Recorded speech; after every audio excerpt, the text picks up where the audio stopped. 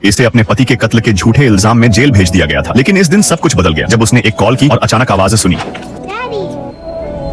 निक? उसका पति जिंदा था। वो उसकी सबसे अच्छी दोस्त के साथ था। निक ने तुरंत फोन की तार खींचकर निकाल दी। लिब्बी बार बार नंबर मिलाती रही लेकिन लाइन डेड थी। लिब्बी पूरी तरह टूट गई। तभी उसे सब समझ आ गया। क्या उसके पति ने अपनी मौत का नाटक किया था? क्या उसने ही ये पूरा प्लान बनाया था ताकि उसे फंसाकर जेल भेज दे, इंश्योरेंस का पैसा ले ले और उसकी बेस्ट फ्रेंड के साथ नई जिंदगी शुरू कर दे? जेल से अपनी बेगुनाही साबित करना लगभग नामुमकिन था। उसका आखिरी सहारा इंश्योरेंस कंपनी थी, लेकिन उन्होंने भी उस पर भरोसा नहीं किया। उसकी सेलमेट जो एक वकील थी ने उसे चेतावनी दी। जेल से केस पलटना सालों लेता है और 95% मामलों में फेल हो जाता है। इसलिए उसने लिब्बी को सलाह दी, रिहा होने के बाद अपने पति को ढूंढो और उसे मार दो। कानून में एक ही जुर्म के लिए 2 बार सजा नहीं होती। लिब्बी ने ये बात दिल में बैठा ली। वो रोज एक्सरसाइज करने लगी। जब बाकी कैदी बातें करते वो पेट की मसल्स मजबूत करती। जब सब आराम करते वो बारिश में दौड़ती। अपने बेटे से दोबारा मिलने की उम्मीद ने उसे जिंदा रखा। देखते देखते 6 साल निकल गए। उसकी सेलमेट्स ने जेल में ही उसके बेटे का 8वां जन्मदिन मनाया। अच्छे बर्ताव की वजह से लिब्बी को पैरोल मिल गई। अब उसे जेल की जगह शहर के एक घर में रखा गया, जहाँ 3 साल तक एक अफसर की निगरानी में रहना था। नियम बहुत सख्त थे, कोई लड़ाई नहीं, कोई झगड़ा नहीं और रात 8:30 तक लौटना जरूरी। एक भी नियम टूटा तो सीधे वापस जेल। लेकिन अब लिब्बी के पास अपने बेटे को ढूंढने का मौका था। सबसे पहले उसे अपनी बेस्ट फ्रेंड को ढूंढना था। ये वही किंडरगार्टन था जहाँ उसकी दोस्त काम करती थी। प्रिंसिपल ने बताया कि मैडी और एंजेल पिछले 6 साल से यहीं रह रहे हैं। उसने कहा अगर लिब्बी अभी आई तो बच्चे की जिंदगी खराब हो जाएगी, इसलिए उसने एंजेल का पता देने से मना कर दिया। उस रात अंधेरे का फायदा उठाकर लिब्बी ने कोहनी से शीशा तोड़ दिया। उधर पैरोल अफसर को शक हो गया कि लिब्बी अपने बेटे को ढूंढने जाएगी। लिब्बी ने फाइल खोली और आखिरकार एंजी का पता मिल गया। तभी पुलिस पहुंच गई और पीछा शुरू हो गया। 4 साल की जेल ट्रेनिंग ने लिब्बी को फुर्तीला बना दिया था। वो तेजी से किंडरगार्टन से भाग निकली। पुलिस उसे समुद्र के किनारे तक ले आई। लिब्बी पेड़ों की जड़ों के पीछे छिप गई और पुलिस गाड़ी पर जोरदार वार किया। रेतीली जमीन और सीट बेल्ट की वजह से अफसरों को ज्यादा चोट नहीं लगी। आखिरकार उन्होंने लिब्बी को पकड़ लिया। उसने पैरोल तोड़ी थी, इसलिए उसे वापस जेल भेजा जा रहा था। सफर के लिए फेरी ली गई। पूरे रास्ते लिब्बी अपनी बेगुनाही की बात करती रही, लेकिन अफसर कैसे भरोसा करता? उसने लिब्बी को गाड़ी के हैंडल से हथकड़ी लगाई और कॉफी पीने ऊपर चला गया। लिब्बी ने तभी भागने का प्लान बना लिया। उसने देखा अफसर चाबी ले जाना भूल गया था। पास में पाइप थी। उसने गाड़ी स्टार्ट की और बार बार टक्कर मारनी शुरू की। आखिरकार लाल गाड़ी पानी में गिर गई। अफसर ने देखा और तुरंत दौड़ा, लेकिन हैंडल मजबूत था। जैसे ही वो पास आया लिब्बी ने एक्सेलरेटर दबा दिया। अफसर भी कूद पड़ा और दोनों झील में गिर गए। किस्मत से खिड़की खुली थी। अफसर ने जल्दी से उसकी हथकड़ी खोली। दोनों नीचे डूबने लगे। खुद को आजाद कराकर लिब्बी ने बंदूक पकड़ी और पानी के बहाव के सहारे ऊपर की तरफ तैरने लगी। जैसे ही वो सतह पर आई